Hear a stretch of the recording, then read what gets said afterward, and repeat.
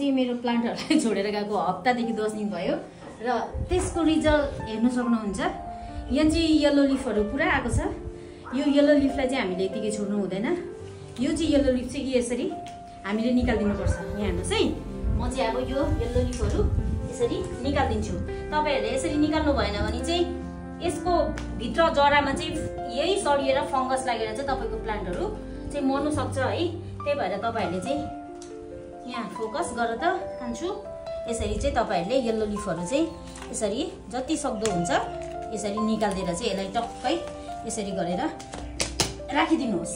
यहाँ यसरी यो हेर्न सक्नुहुन्छ। यो फेडर लिफको पनि यहाँ पनि येलो येलो भएको छ। यो मुनि मुनि एक त यो मैले भर्खर रिपोर्ट गरेको थिएँ है, त्यो भएर पनि यो मुनिको पत्ताहरू चाहिँ यसरी डेड भएको हुन्छ। यसलाई पनि हामीले यसरी निकाल्नु पर्ने हुन्छ। तपाईहरुले यसरी निकाल्नु भयो भने चाहिँ तपाईहरुको प्लान्ट हेल्दी हुन्छ है साथीहरु। तपाई यस्तो ट्रिक्सहरु बताउँदै गरेको। यो मैले एक हप्ता छोडेको थिएँ, म अरु पनि देखाउँछु है। मैले चाहिँ येलो लिफहरू यसरी हाम्रो प्लान्टहरुलाई हामीले बेला बेलामा यसरी चेक गरिराख्नु पर्छ।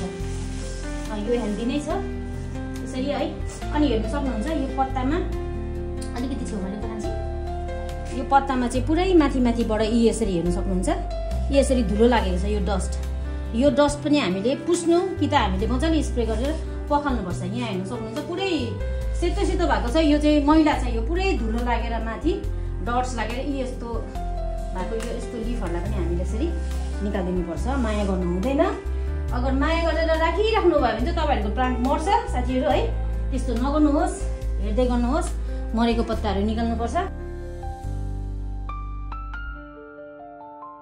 प्लान्टको भित्र येलो पत्ताहरू चाहिँ हुन्छ यस्तो निकाल्दिनु पर्छ हामीले है। यो विन्टरमा चाहिँ हामीले अलिकति एक्स्ट्रा केयर गर्नुपर्छ किनभने जाडोले गर्दा यो प्लान्टहरूलाई चाहिँ विशेष यसरी हामीले निकाल्दिनु पर्छ।